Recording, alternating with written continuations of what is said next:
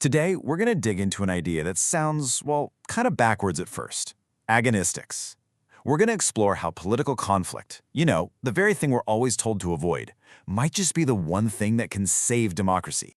So let's just jump right in with a huge question. Is getting everyone to agree, is consensus always the point of politics? I mean, we're all raised to think that harmony and agreement are the ideal, right?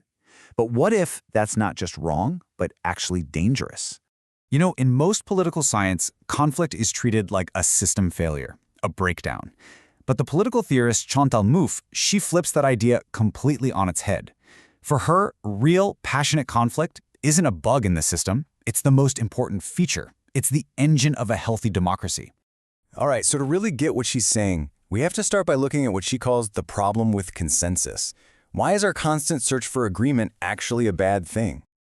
Mouffe's big critique is that modern politics is basically chasing a ghost. This whole idea that we can all sit down, be perfectly rational, and come to some beautiful agreement that includes absolutely everyone, it's a fantasy. It totally ignores the reality of power. It pretends that deep, passionate divisions don't exist, when, let's be honest, they're a core part of any human society.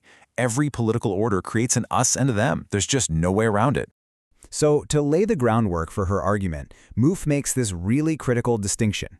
We have to understand the difference between what she calls politics and the political. They sound similar, but they're worlds apart. So on one hand, you've got politics. Think of this as the day-to-day stuff, the government buildings, the laws, the debates you see on TV. It's the set of practices and institutions we create to try and establish some kind of order. But underneath all of that, there's depolitical. And that's the messy stuff. It's that deep, raw, unavoidable conflict that's always there in any society. You can't erase it. So politics is really just our attempt to tame and manage the political. Okay, so if this deep conflict is totally unavoidable, how do we keep it from just tearing society apart? And this brings us right to the heart of Mouffe's big idea. We have to find a way to turn our enemies into adversaries. And this is the absolute key difference. Antagonism, that's a fight to the death between enemies. It's a we're-they situation where the goal is to completely destroy the other side. There's no common ground, no shared rules. But agonism, that's totally different. That's a fierce struggle between adversaries. Adversaries fight like hell over their ideas, but, and this is crucial, they both fundamentally respect the other's right to exist and to be in the fight. Think about a great sports rivalry. You want your team to win, for sure, but you don't want to burn down the stadium and destroy the entire league. You need your rival for the game to even exist. So what makes that leap from enemy to adversary possible? How do you do that?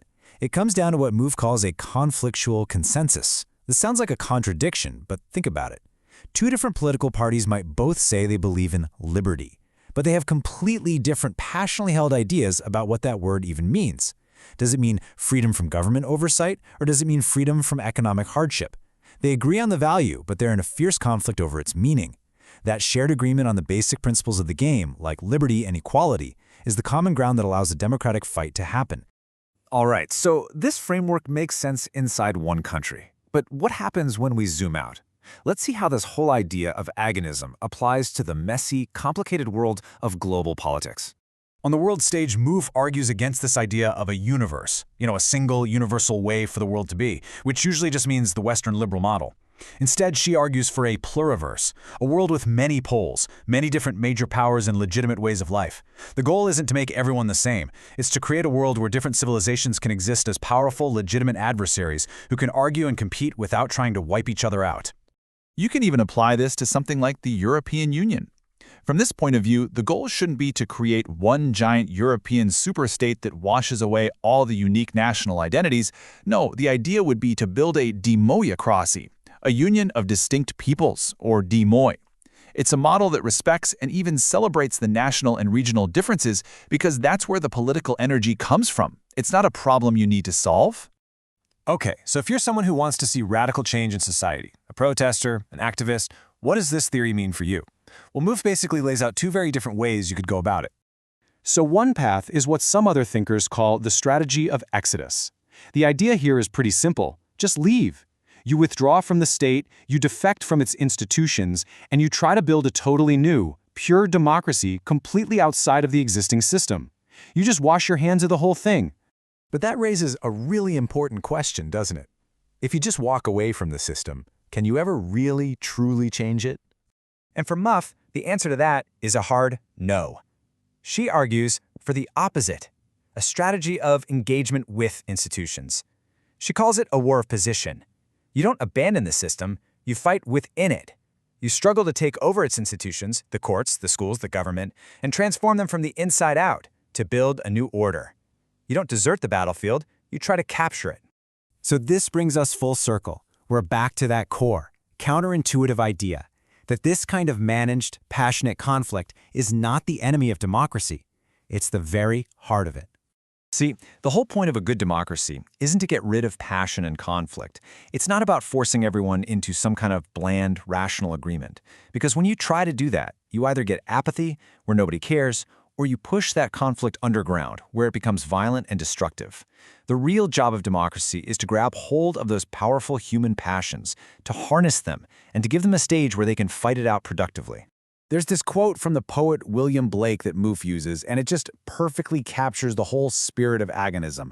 Opposition is true friendship. A real struggle, a real opposition between adversaries who respect each other, that's not a sign of a broken relationship.